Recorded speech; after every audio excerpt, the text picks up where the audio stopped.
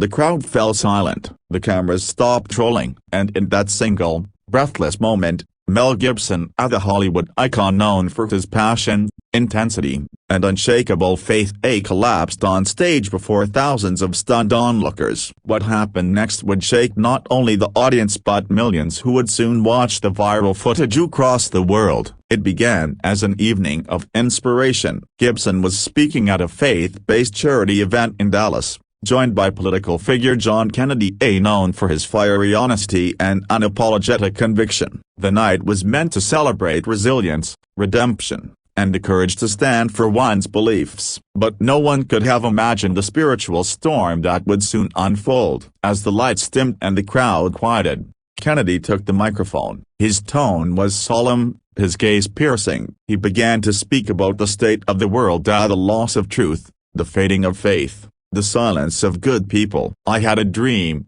Kennedy said, voice trembling, "and in that dream, Jesus spoke to me." The room stilled. Cameras zoomed in. "He told me to remind his people that their pain is not punishment, it's preparation." Mel Gibson, seated just a few feet away, closed his eyes. Those near him say he looked overwhelmed, as if something within him stirred, something old, heavy, and divine. Kennedy continued. He said, "Tell Mel.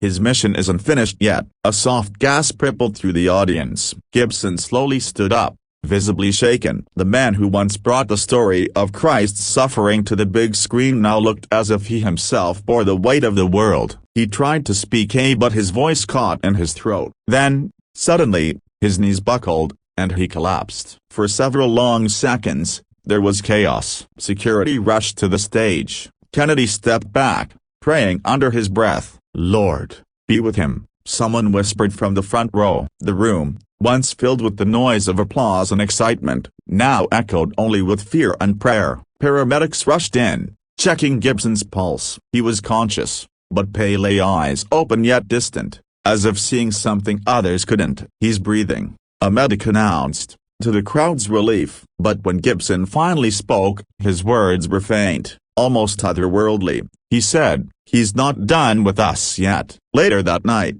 Gibson was taken to a nearby hospital. Doctors reported he was stable, suffering from exhaustion and dehydration, but those close to him believed something far deeper had happened. His longtime friend and fellow actor revealed, "Mel told me he felt the presence of God on that stage, so powerful it overwhelmed him." The next morning, Gibson addressed his fans in a brief video. His face was still paled, but his eyes carried a renewed fire. "Sometimes," he said softly, "when you give your life to a mission bigger than yourself, your body can't always keep up. But my spirit, my faith, is stronger than ever." I heard the message loud and clear, "We're not finished, not yet." John Kennedy later reflected on the moment, saying, "I don't think Mel collapsed from weakness. I think he was overcome by divine strength." Sometimes God humbles us to remind us who's truly in control. The footage of the collapse has since been viewed over 20 million times,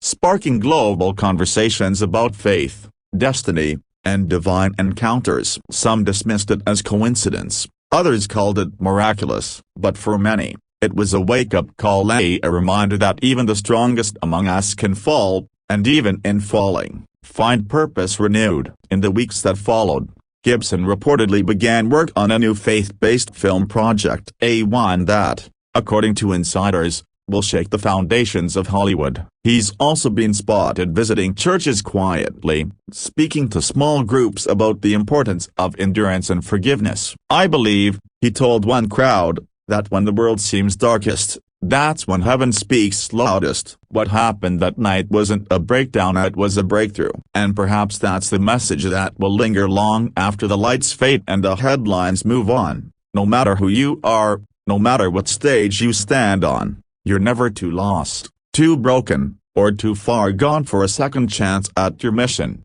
Because sometimes, just sometimes, a collapse is the beginning of calling.